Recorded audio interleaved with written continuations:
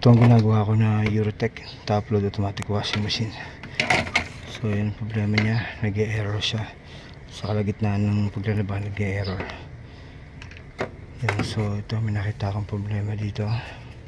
Yan yung kanyang water sensor, meron ng corrosion. So meron na siyang umido, yan yung kulay green na yan.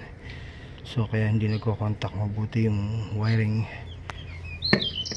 kaya siya mag-e-error. So dito yan, pati itong connector niya meron din corrosion sa loob yan, yung kulay green din na. So kaya ang discarte dyan, itong bagong water sensor, rekta yung kanyang wiring yan, nakahinang na, so mas matibay yan.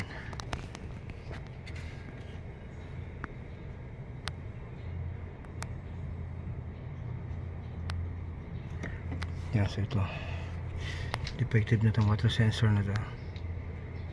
Yan, kaya nagpalit ako. Then meron na akong nagawang washing machine na ganito, may problema yung water sensor o yung contact sa water sensor, kaya nag-e-error.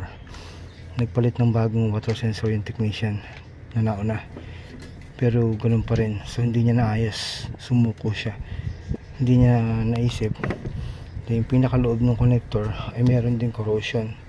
So kahit na magpalit ka ng bagong water sensor, pag ito pa rin yung ginamit mong connector, hindi rin magko-contact kasi nga may corrosion yung loob niya o may kalawang.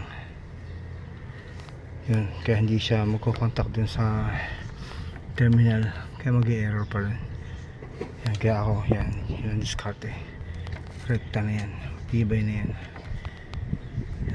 So chinek ko rin dito, okay naman sa drum sensor. Yan, so okay na ito.